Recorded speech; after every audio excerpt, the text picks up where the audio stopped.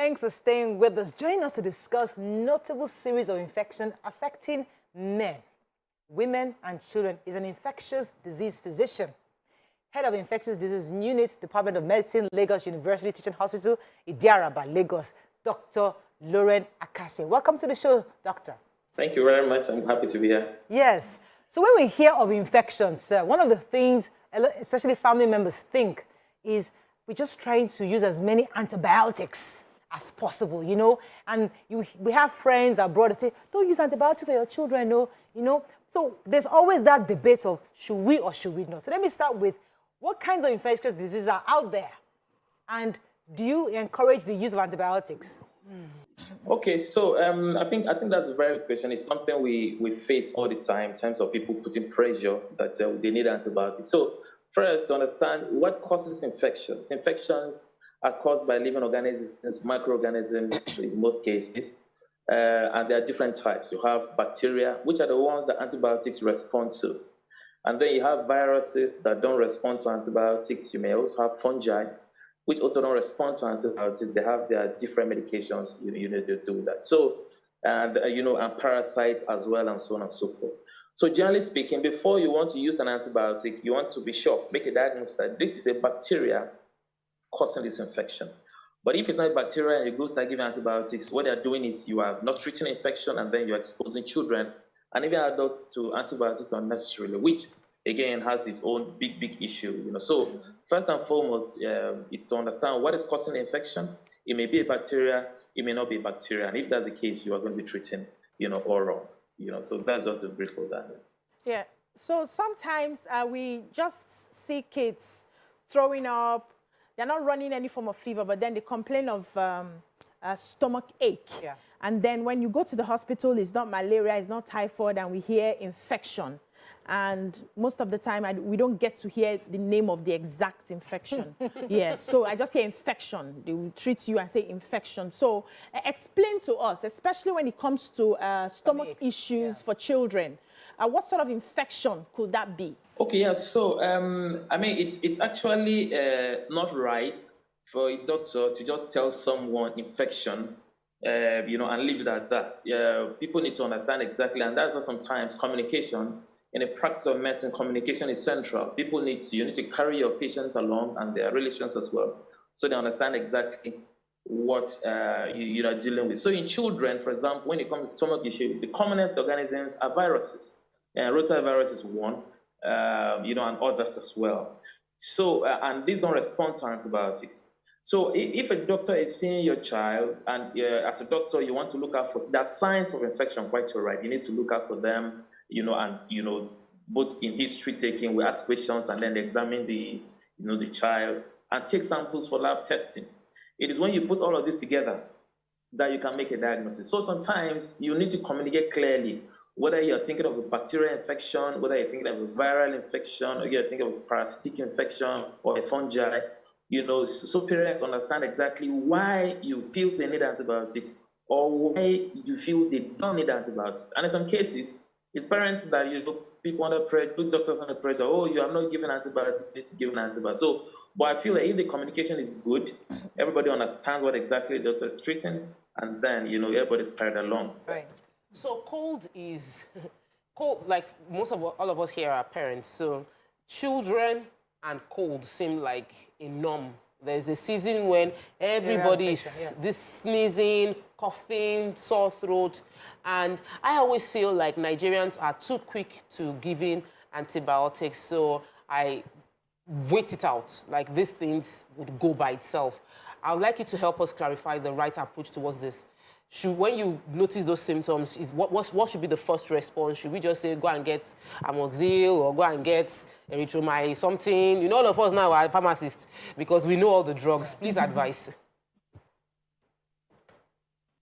Okay, so first things first, cold, like you said, we call them upper respiratory tract infections, which are, 98 to 99% of the times viral in nature. So antibiotics will not treat that. Let's get that out of the way. Of course, there are rare instances where you have a bacterial infection that, gets superimposed on top of, a viral infection. But the doctors are trained to be able to recognize when this happens, and that is when they are going to give antibiotics. But in the early stages, just having a running nose, a headache, eye pain and all of that, what people really need to do is to treat supportively, make sure the child is warm, give them lots of warm fluids, let them rest in bed, treat symptoms. We call them symptomatic treatment. And almost, they're going to, improve and do well on that. Even when it comes to adults, now there are algorithms or ways of thinking. Of course, not all upper respiratory tract, not all respiratory infections are eventually viruses. You have to think of tuberculosis, you have to think of pneumonia. All these are possibilities. But the doctor is trained to be able to recognize when any of this is a possibility and investigate accordingly. But even children, that can be a possibility. But again, that is why, straitjacket statements do not always fly. But for all intents and purposes, somebody's having upper respiratory tract infections, antibiotics are not the way to go. In fact, they do more harm than good. Okay. When that happens. And we've seen that. Interesting. Yeah, we've seen that repeatedly. Let me let Nima come here. I had my child, my daughter at the time, it was later said she had pneumonia, but the exhibiting symptoms were sort of slow. In just a little temperature in the beginning, and then later on it develops and manifests to a higher temperature. And sometimes they don't have catarrh, they have dry nose, they look, other symptoms don't appear. When exactly should a mother start to worry? Because if you can give paracetamol and temperature can come down, you really have nothing to fear. But when exactly and how fast should you start running when a child starts to exhibit some of these things, maybe weakness and a bit of temperature? What exactly should be the sign that something serious is happening? Okay, so when it comes to respiratory tract infections, usually we divide them into the upper respiratory tract infections and lower respiratory tract infections. So the upper respiratory tract infections are your running nose, your sneezing, and then, some body aches, fever, headache, and all of that. You know that this is upper respiratory tract infections. They are usually viral in nature. You give a paracetamol and your child is able to eat and is running around, able to, go about their responsibilities. That's fine. You can monitor, and see. You should give them lots of fluids. But when the infection is showing that it's in the lower respiratory tract, they're having cough with chest pain, they're having, breathing fast, they're having, difficulty with breathing, and, they're becoming weak, unable to eat, or crying too much and all of that for children who are younger than that, then clearly we have to take that child to hospital, because lower respiratory tract infections may be bacterial. That is what it's called. That is what pneumonia belongs to. Pneumonia refers to infections that affect the lungs directly, not the nose or the throat and all of that. Throat and nose are upper, the lungs are lower. So it has to exhibit with all that you have said. But when it's only exhibiting the temperature and the child is weak, but the child is eating well and every other thing. So if the child is weak until last minute. No, so weakness in a child is significant. If the child is able to eat and drink well, then you monitor, for 24 hours, so long as it's eating and drinking well. But when the child weakness is affecting their feeding, they are not able to take enough, and they're becoming, weaker and persisting more than 24 hours, you have to take them to the hospital, because that's a sign of weakness shows that the body is struggling with something, So they need to do tests, they need to look at their electrolytes. You need to take blood and check what else is happening there, and so on and so forth. The infections, it may not just be the infection, it may be that, the kidney struggling with something, the liver is struggling with something. All these are things that can happen when infected. So when body weakness is becoming protracted, and especially when they're unable to now eat well, or vomiting, they're vomiting. Again, that's something that you need to take to the hospital. When a child is vomiting and is unable to down their food, keep down their drugs, clearly, a doctor needs to see, to see what. Doctor, I'd like us to go down a bit to the basics, because we have grandmas and mothers, and they have their own way of treating wounds. So, for example, something as basic as a cut. A child has a cut, and grandma wants to put Vaseline, or they just want to Ori, or wants to, so certain things. There's some myths or something that we might need to dispel at this point, where when you have a cut, when a child has a cut, what's the immediate first aid for a parent to know? I mean, as basic as it sounds, many parents don't know it. They just put Ori over it and they're done. Okay, so cuts usually, there are two ways to look at this. One, it is how big or deep the cut is. And secondly, also, how well immunized the child is. So, for example, a child, first thing a parent needs to know is, okay, this child has a cut. Is he up to date with his tetanus vaccines and all of that? Then, okay, fine. His tetanus vaccinations are current, so I'm not concerned about tetanus coming on board.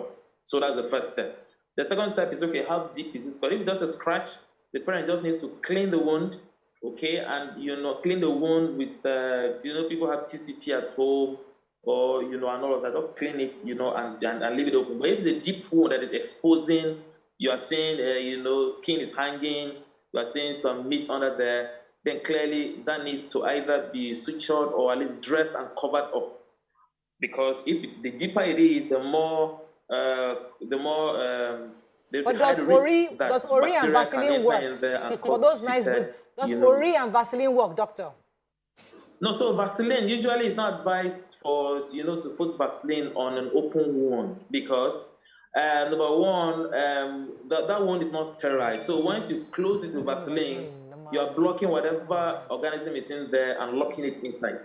Okay, so Vaseline is not for open wounds. Really, it's with a place. It's not for open wounds. You just clean it and leave it open. Maybe it's deep. Then it needs to be dressed with other dressing material, like there are dressing materials. I hope our grandmas are hearing. Doctors will advise, but generally.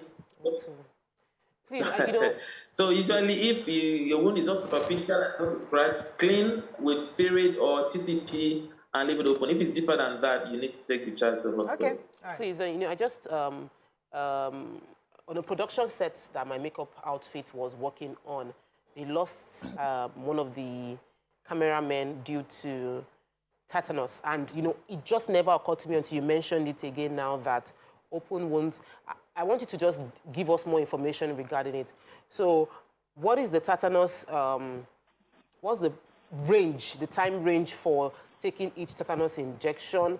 And does it affect children as well? Could children get tetanus injection from open wounds? And please just give us a bit more information about it. And I hear that tetanus only comes if your wound was inflicted by a metal object. Is that true or a myth? Okay, so that's a lot of points in the question you raised. So first, the tetanus can affect everyone, even from a child who was just born today, all the way to an elderly person. Tetanus does not respect age. So that's the first point. Secondly, the proper vaccine regimen for tetanus is to get receive 3 doses. Usually, and how you know this happens is for a child within the first 1 year, they vaccinate them 1, 2, 3. That's a DPT. They give them 3 doses, and also so after that, that's primary vaccination sequence. So after that, every 5 years, everyone is supposed to have what is called a booster dose. Within every 5 years, they should have a booster dose. So if somebody has stayed up to 5 years without being vaccinated with tetanus, know that his vaccine is not fully vaccinated, or rather his booster, he needs a booster in that situation. And it doesn't matter the size of the wound. A pin drop or an accident, tetanus, can enter into that. So yes, even though it's commoner with rusty metals and dirty places, dung, or that feces, places that are dirty, tetanus thrives in dirty environments. However, it's important to know that they can also be spread by air. Spores can be spread by, that means the spores can be carried onto an open wound. So once you have an open wound, yes, the cleaner it is, the less likely tetanus will enter, but it doesn't rule it out. So that is why, whatever the wound, in fact, most times when people come with tetanus in hospital, the wound itself has healed maybe weeks ago, but the spore has already entered, and now because they're not fully vaccinated, they now come down with tetanus. So the primary issue here is to get everybody fully vaccinated against, tetanus, no matter and that is why, if you see when women go for antenatal, they make sure that they use the opportunity to vaccinate them, against tetanus. Thank you, because, doctor. They protect them and the child that is going to be born. Okay, doctor, so not everybody would notice anything in their child and quickly take them to the hospital. Not everybody has that means. So give us examples of some things that should be at home, maybe like a first aid kit when you notice any form of infection, what you can do first before you find your way to the doctor.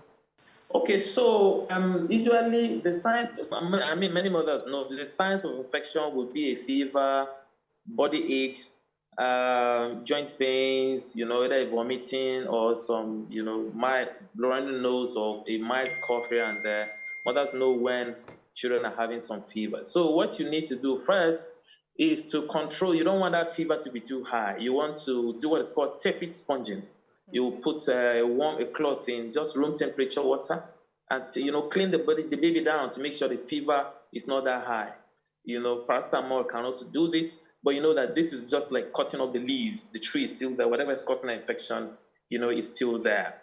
Now, the other thing you want to do is, if, for example, there is a wound, you want to do some basic cleaning, clean that up. If it's not too deep, do a plaster on it. After cleaning, and everybody. If it's deep, like I said, meat is showing, then you take that child, to hospital. Then, of course, make sure the child is taking lots of fluids. So for mothers who have babies that are prone to infections, their doctors will advise them and give them a specific type of antibiotics they can keep at home. Okay. So that because they know that this child is prone to this and this type of infection, so they will give them, okay, you can give this when this infection starts before you bring to hospital. Okay. Now, I know that this concept of malaria and typhoid, which is something that people say, I have malaria and typhoid, is something that has caused a lot of abuse of both anti-malarials and antibiotics in the community. So it's not advised. Now, current guidelines don't advise you to just start anti-malaria in the children without a test being done. Right. We have to wrap up. This is because most of the so-called thing we think is malaria is not malaria. Yes. So that would be a guide for most mothers. Yeah. We've been speaking with the head of Infectious Disease Unit, Department of Medicine, LUTH, Dr. Akase. Thank you so much for joining us this morning to share with us about infectious diseases. That's all we can take on today's show. Have a great day. We'll see you tomorrow. Bye for now.